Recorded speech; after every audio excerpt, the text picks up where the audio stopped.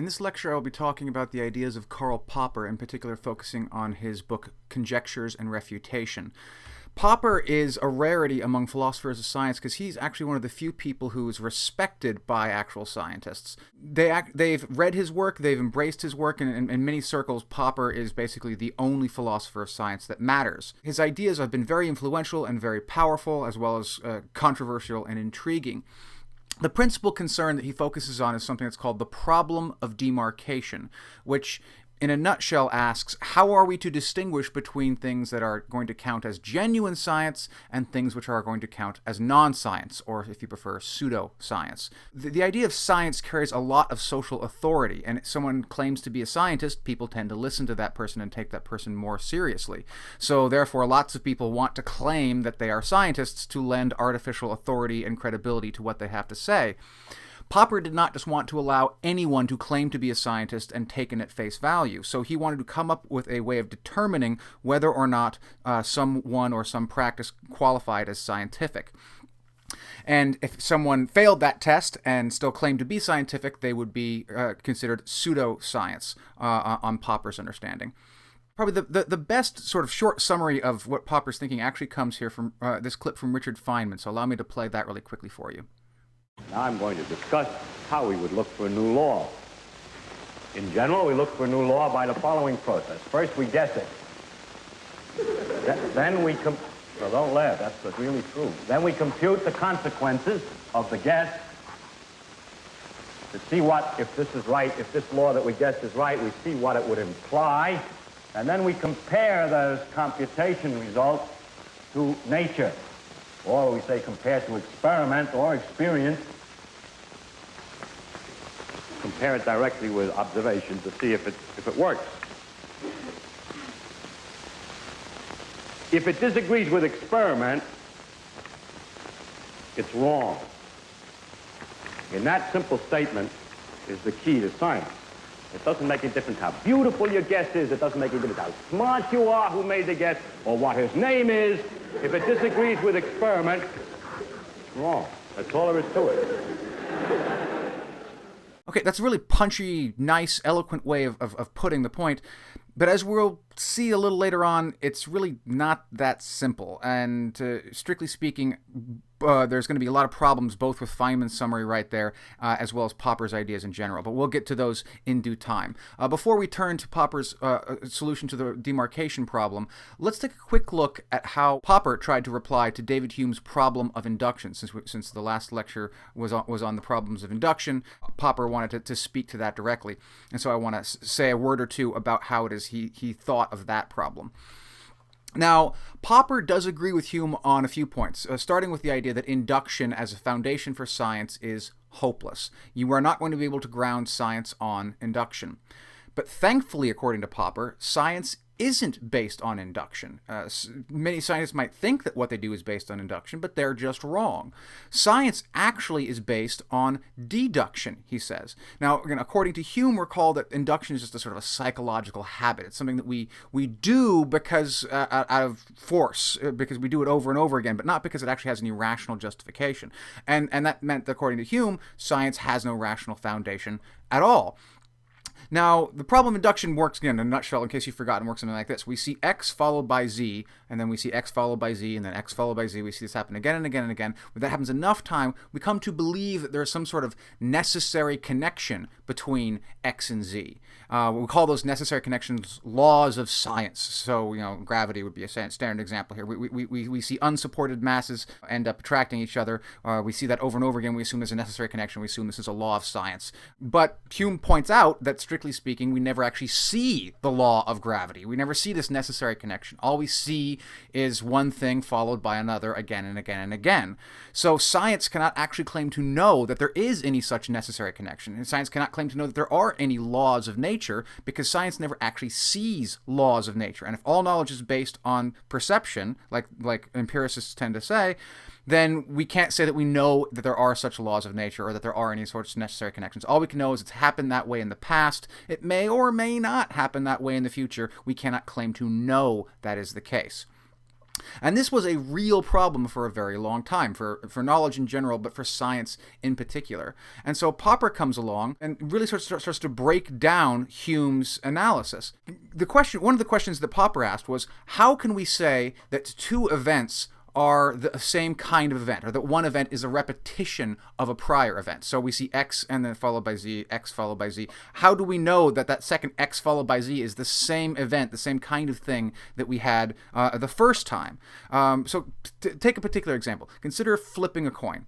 How do we know that this flipping of a coin is a repetition of the same event? I mean, what does it take for one flipping of a coin to be a repetition of the prior flipping of a coin? I mean, does it have to be the exact same coin? I mean, can I use a quarter and then a nickel? Is that doing the same thing twice, or is that doing two different things? Can I use two different quarters? Does it have to be me both times? Can it be me flipping one coin and someone else flipping another? Or can I use my left hand for one and my right hand for another? Does it matter if I'm doing it in the exact same conditions? Do I have to, if there's wind in the first time and no wind on the second time?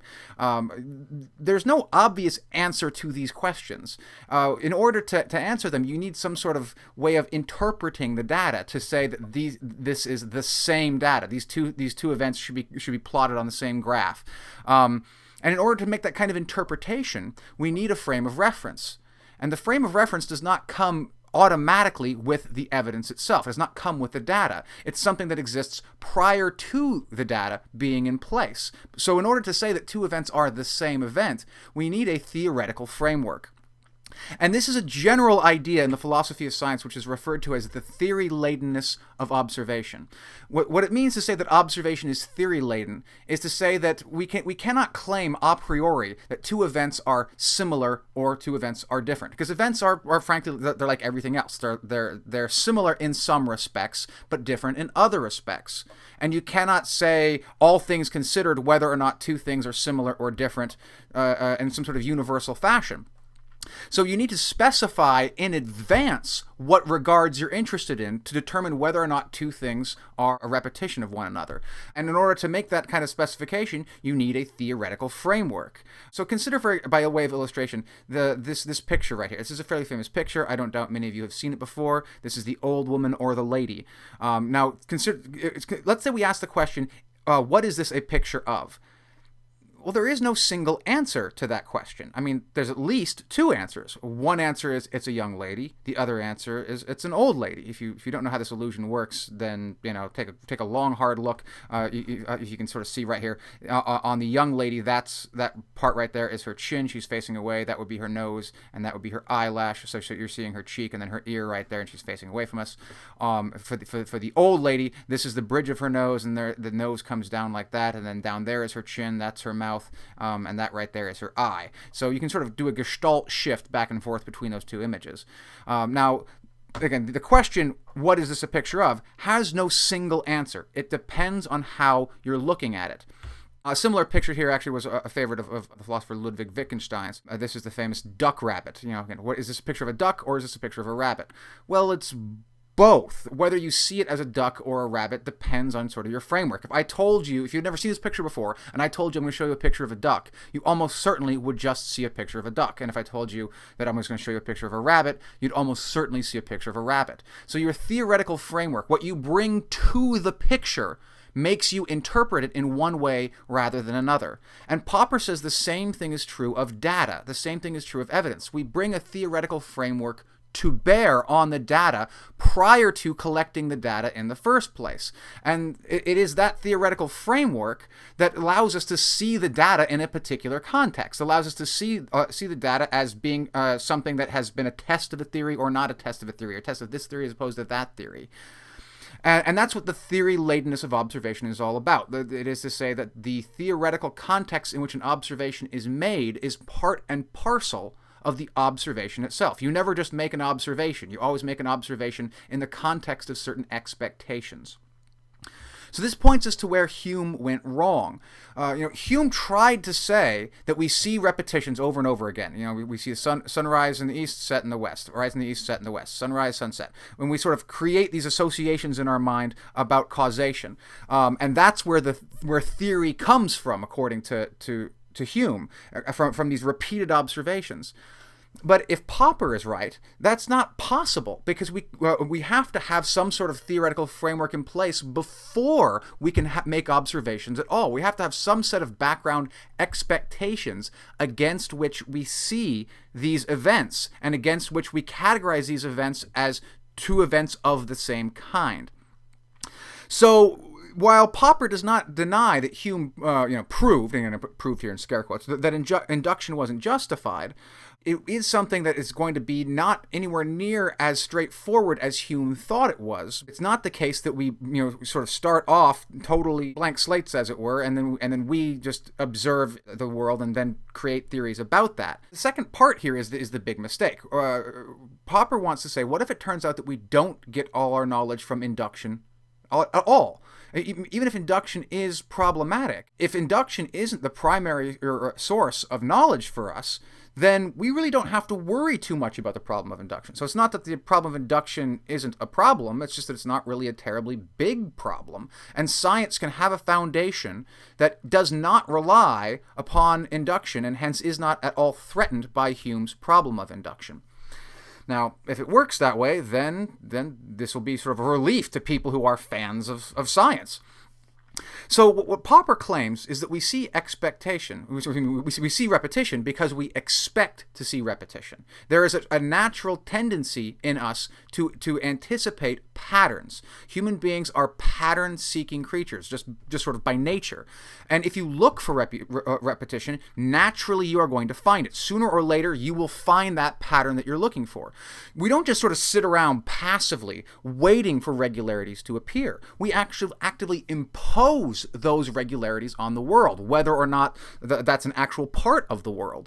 And this is a process that is essential to science, according to Popper. It's a process of trial and error. We make a conjecture. We say, I think I see a pattern here, and then we go out there and we test that conjecture, and we see whether or not that pattern holds. And if it does, we start to get more and more confident that we're onto something. And if it doesn't, then we say, okay, I thought I saw a regularity. I thought I saw a pattern. I was mistaken. I have refuted that alleged pattern. And that, in essence, is the heart of science, that trial and error, conjecture, and refutation process. It's a interesting and particular way of framing science, but of course there is sort of a chicken and egg problem here. What comes first, the hypothesis or the observation? Popper makes the claim, which at first to a lot of people sounds like a threat to standard empiricism.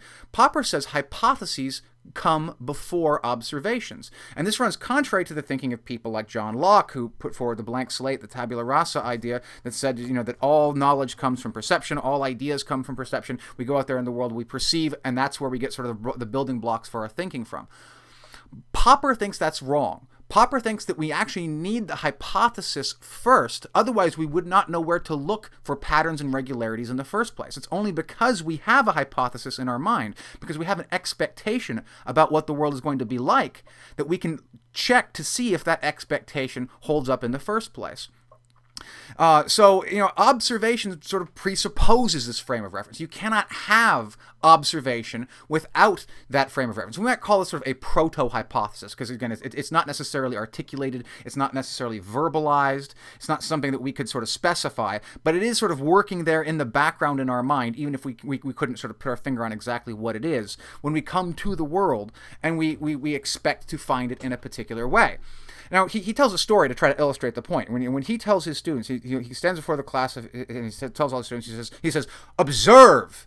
And he watches what they do, and they sort of look around and they don't know what the heck it is expected of them because they don't know what that means. You can't just tell people to observe. You have to tell them to observe something. Observe this thing here, observe that thing there, pay close attention to this. If you tell people to just observe, they will not be able to follow that instruction. They need some sort of theoretical guidance as to direct their attention and to suggest that this is the thing you want to be paying attention for, this is what you want to look for. Absent that, there's simply too much to choose from. There's simply too many things going on that you possibly could observe, and you have no idea if you're observing anything at all because it's just too unstructured. There's just too much evidence, too much experience going on there that you cannot parse without some way of dividing it into relevant and irrelevant information.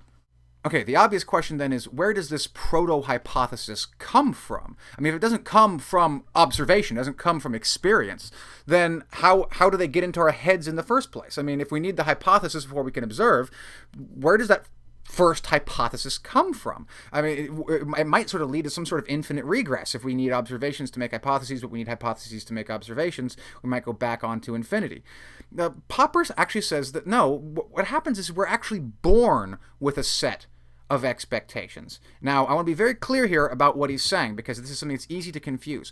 Popper is not endorsing some sort of innate ideas that the rationalists like Plato and René Descartes were fond of, saying that we're born knowing that 2 + 2 = 4, we're born knowing that God is an all-perfect being, we're born knowing the Pythagorean theorem, or whatever else. That doctrine of innate ideas was very popular for quite some time, and basically was thrown out the window by John Locke.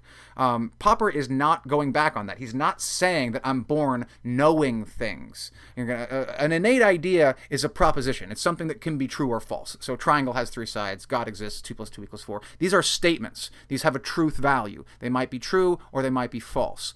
Popper does not think we're born with any propositional knowledge at all. In that sense, there is nothing in our minds before birth. When Popper talks about having this sort of proto-hypothesis, if you will, he's thinking of it like an expectation. And probably the most obvious expectation, think about a newborn baby. One of the things that they clearly expect is to be fed. A newborn baby cries, and the second that they're put onto their mother's teat, they start suckling, they are sated, they feel better, they stop crying. That's pretty clear evidence that they have an expectation. If they're hungry, they yearn for something, and when that yearning is met, their expectation is met. And if that yearning is not met, the expectation is frustrated, they cry louder as they get hungry and hungrier. So these are closer to what we might call instincts rather than ideas. But those instincts frame our experiences of the world. Those instincts are a way of setting up a series of expectations that is just sort of the basic architecture, if you will, of our experience, of our lives. And it's on that scaffolding that we end up building our ideas about the world. And it gets, of course, much more complicated the older and older that we get. But that basic architecture, that basic scaffolding has to come from somewhere, and it can't come from experience because we need that scaffolding there in order to have experiences in the first place. In this respect, he's sort of alluding somewhat to the philosophy of Immanuel Kant, but I'll not get into that complication right now. So this leads Popper into thinking about how it is that human beings tend to fall back on certain patterns of thinking. We have this propensity to look for regularities, and that propensity breeds dogmatic thinking. We commit ourselves to an idea that the world works one particular way, and then we will go out of our way to find evidence that supports our picture of the world. When we become that wedded to an idea, we refuse to give it up, it's very easy to find evidence that will support it. You can cherry pick, you can ignore problematic ideas, and you can focus on the stuff that reassures your preconceived notions of how the world works. Now, the importance of Hume, what Popper in particular praises about David Hume, is he draws our attention to the idea that we do this and tries to encourage us to stop doing this, to abandon this dogmatic thinking, and instead accept a critical attitude and take new ideas as well as our old ideas and subject them to challenges and be willing to give them up, even ideas that seem so obvious as there is such a thing as cause and effect, that if I put my hand on a stove, it's going to cause my hand to burn. Those sorts of straightforward things, belief in induction, belief in cause and effect, those ideas which seem so core to our thinking about the nature of rationality, even those ideas should be subject to critical scrutiny, says David Hume. And Popper agrees. Popper thinks that's absolutely right. That's what makes science science, the willingness to criticize any idea with an open mind, not assume that any ideas are immune to challenging.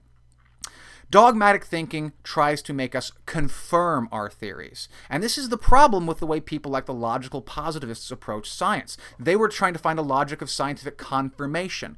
But the problem is that if you're looking for confirmation, you will find confirmation. This was, in a nutshell, what Nelson Goodman was pointing out, is that no matter what prediction you have, no matter what ideas you have about the way the world works, you can find a way of shoehorning that prediction such that it will end up being a rationally justified prediction on the basis of any available evidence that we currently have.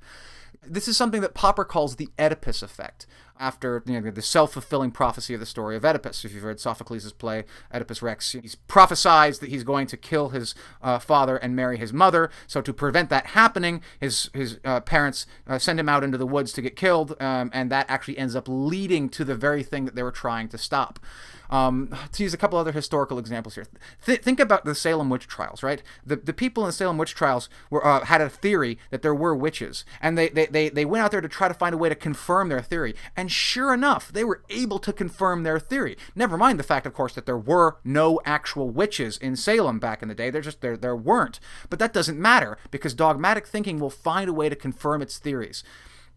Another example, think about Christopher Columbus looking for a passage to India. When he made it to the New World, he found Indians. Never mind the fact that India was a half a planet away. He was in the completely wrong part of the world. That doesn't matter. He still found his Indians. He was looking for Indians, and he found those Indians. Geography be damned. That is the Oedipus effect. That is dogmatic thinking. When you look for confirmation for your theory, no matter what it is, you will always be able to find confirmation. That's how powerful the human mind is. Rather than looking to confirm our theories, the critical attitude we should adopt, the scientific attitude, is that we should try to falsify our theories. No matter how precious our theories are, no matter how invested in them we are, we need to subject them to as much critical scrutiny as we possibly can. Do not feel offended. Do not feel threatened. If someone comes along and says, I have a challenge to your idea, embrace that. No matter how committed you are to that idea, no matter how important it is, you need to welcome opportunities to falsify your ideas. And if you do that, then you are being genuinely scientific. And it is this critical attitude that makes science unique amongst all human disciplines, according to Karl Popper.